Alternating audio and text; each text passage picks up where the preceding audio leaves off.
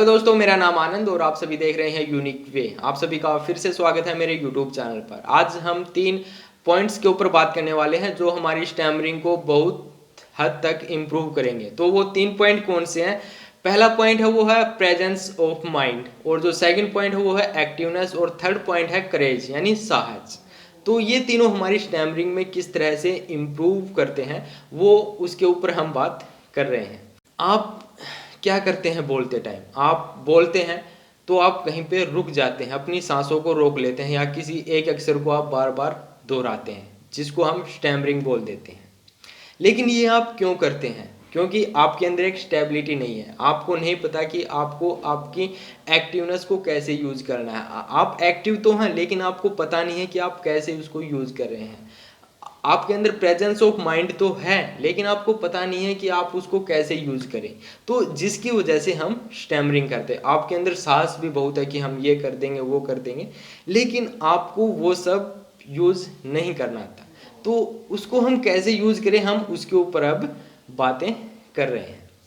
देखिए, कोई भी सिचुएशन हो, कोई भी परिस्थिति हो, कोई भी कंडीशन हो, कोई भी जगह हो, आपको बोलना है बोलना है बोलना है। कोई भी कितना भी बड़ा हो, आपको हमेशा उसके सामने बोलना है। अपने हेड को हमेशा सामने रखना है, अपने कंधों को ऊपर उठाना है और फिर बोलते रहना है। आपको नीचे मुंह करके नहीं बोलना। ये सबसे बड़ी कमजोरी होती है। जो स्टैमरिंग करते हैं वो शर्मा जाते हैं, नीचे मुंह करके बोलने लगते हैं। तो ऐसा ना करें। आपने देखा होगा एक कबड्डी प्लेयर होता है, वो क्या करता है, उसके अंदर ये तीनों चीज़ें आप देख सकते हो।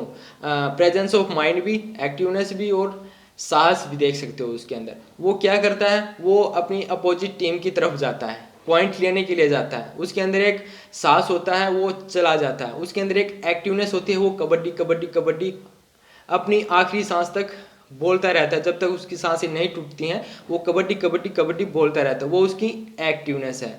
फिर उसकी प्रेजेंस ऑफ माइंड, वो उसको किस टाइम पे किस बंदे को किस तरह से टच करना है वो होता है। तो ये सब किस पर डिपेंड होता है? वो उसके गोल पर डिपेंड होता है। उसका गोल क्या है कि उसको पॉइंट लेके आने हैं। तो वैसे ही हमारी स्टैमरिंग के साथ होता है। हमारा एक गोल होना चाहिए कि हमें उस बंदे के सामने जाके ये बोलना है। अगर हमारा कोई गोल होगा तो हम इन तीनों चीज़ों पर अच्छी तरह से काम कर पाएंगे। फिर हमारा प्रेजेंस ऑफ माइंड भी हमारे कंट्रोल में रहेगा, हमारी एक्टिवनेस भी हमारी कंट्रोल में रहेगी, और जो हमारा साहस है वो भी हमारे कंट्रोल में रहेगा। तो इसके लिए हमें क्या करना है? इसके लिए आपको एक गोल डिसाइड करना है। आप डेली एक गोल डिसाइड करें कि आपको हर दिन एक नए इंसान के साथ, एक अनजान इंसान के साथ आपको बातें करनी है। और जैसे जैसे आप बातें करोगे आपके अंदर एक कॉन्फिडेंस आता जाएगा। आपके अंदर ये तीनों चीज़ें आपको दिखने लगेंगी कि हाँ, मैं इस तरह से ये यूज़ कर रहा हूँ अब। तो आपके अंदर ये तीनों चीज़ें होंगी तो आप अपनी स्टैमरिंग को बहुत जल्द रिकवर कर पाएंगे।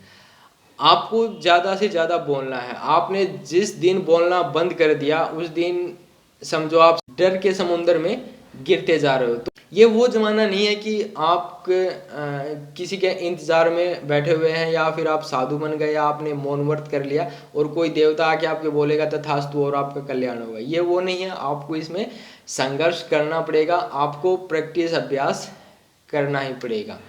स्टैमरिंग को आपको अपनी वॉइस का राजा नहीं बनने देना। आपको अपनी वॉइस का राजा खुद बनना पड़ेगा और फिर आपकी स्टैमरिंग ठीक होगी। अगर आपने अपनी स्टैमरिंग को ही अपनी वॉइस का राजा बना दिया तो आप अपनी स्टैमरिंग को कभी ठीक नहीं कर पाओगे। आपको अपनी वॉइस को अपने आप से खुद से मैनेज करना पड़ेगा।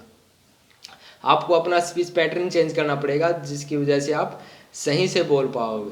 तो बहुत सी ऐसी सिचुएशंस आती हैं जिनको हम फेस नहीं कर पाते, लेकिन ये इतना कठिन भी नहीं होता। मुझे पता है ये बहुत मुश्किल है, लेकिन मुश्किल हर एक चीज़ होती है। अगर हम उसको स्टेप वाइज करते हैं तो बहुत आसान हो जाती है। तो आप हर एक चीज़ को स्टेप वाइज करें।